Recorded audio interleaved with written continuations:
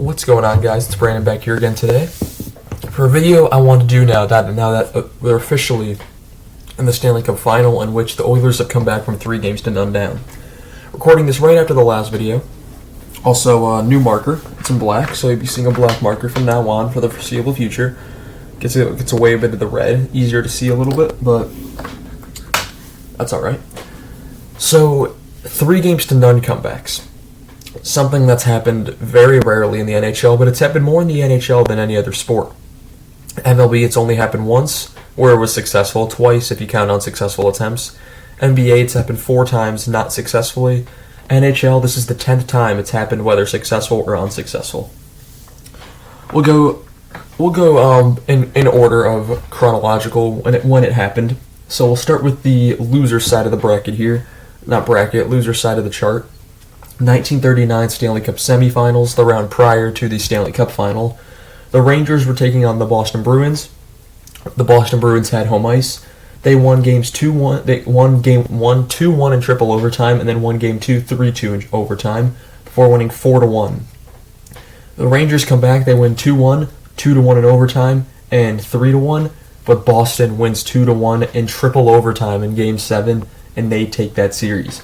4 overtime games in that series. The series went either way. If Rangers win those first 2 games, they win the series. It's not that hard to figure that out. But overall, it's not as big of a comeback when you realize all the overtime games. It was a pretty close series all around. Now we move up to the 1942 Stanley Cup Final. The Toronto Maple Leafs had home ice advantage against the Detroit Red Wings. Detroit won game 1 3-2, game 2 4-2, and game 3 5-2 before Toronto comes back and wins 4-3, 9-3, and 3-0 before taking game 7. Yes, Toronto won a game 7, 3-1 over the Red Wings. In 1945, the Red Wings look for revenge. However, Toronto is the one with the 3-0 series lead this time around in the Stanley Cup Final. Detroit has home ice, but they lose 1-0, 2-0, and 1-0. 3 shutouts by the Maple Leafs goaltender as I hold up 2 fingers. Then Detroit wins 5-3, 2-0, and 1-0 in overtime. 5 shutouts for the first 6 games of the series, but Toronto doesn't allow them to get revenge. They win game 7, 2-1. That's right, Toronto wins not 1, but 2 game 7s in the 40s.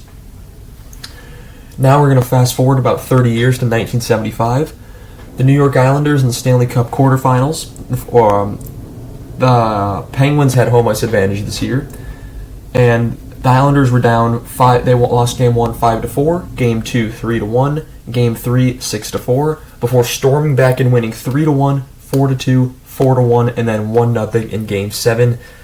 And the Islanders, they weren't done yet. 1975 Stanley Cup semifinals, the Islanders then played the Flyers in the next round. After they beat one Pennsylvania team, they took on the next one, the defending Stanley Cup champions. They lost game 1 4-0, they lost game 2 5-4 in overtime, and they lost game 3 1-0. And then game 4, they win 4-3 in overtime to stave off elimination. They win 5-1 and 2-1 in games 5 and 6 before Philadelphia takes them out in game 7 4-1. Philadelphia had home ice advantage there. So as you can see, the teams that often lose the 3-0 lead are home ice teams because they're the better teams. Teams that start with home ice are going to have the advantage because they're not because they have home ice, but because they're the better team. If they're up 3-0, you win 2 of the games at home. It makes sense because you're the better team. The higher seed is going to have the home ice games. It's not that hard to understand. Yet people will still say home ice advantage matters. It does not. So after 1975, we don't see it again for another 35 years. In 2010, in the Eastern Conference semifinals, the Harvard's going back and forth, back and forth, back and forth. But Boston has home ice advantage in a very weird 2010 playoffs in the Eastern Conference, that is. Boston wins 5-4 in overtime, 3-2, and 4-1. Before Philadelphia wins game 4, 5-4 in overtime, they win 4-0 on the back of Michael Layden, and then 2-1 in game 6. 4-3. They were down 3-0 in game 7. They were down 3-0 in the series. They won both as they come back and win 4-3 in that game 7. First one of these that I was actually alive for. So for the Flyers, they make their run to the Stanley Cup Final that year. That ends with my Blackhawks taking them out. 2011, so now we bounce back over to here, the Western Conference quarterfinals. And series I don't like to talk about. It's one that broke my heart. So Vancouver had home ice. They were the President's Trophy winners. Chicago had taken them out in back-to-back years. Vancouver wins games 2-0, Game 1 2-0, Game 2 4-3, and Game 3 3-2. At home for Game 4, Chicago wins 7-2, and then for Game 5 they go to Vancouver and win 5-0. Game 6 in Chicago, they win 4-3 in overtime before Alex Burrows in Game 7. Vancouver scores in overtime to make it 2-1 after Sharp was robbed. Taves made the comeback goal with a minute to go in the third shorthanded. And Vancouver takes that series on their run to the final, which would be ended by the Bruins. That wasn't the only one that happened that year as well. 2011, the Western Conference semifinals.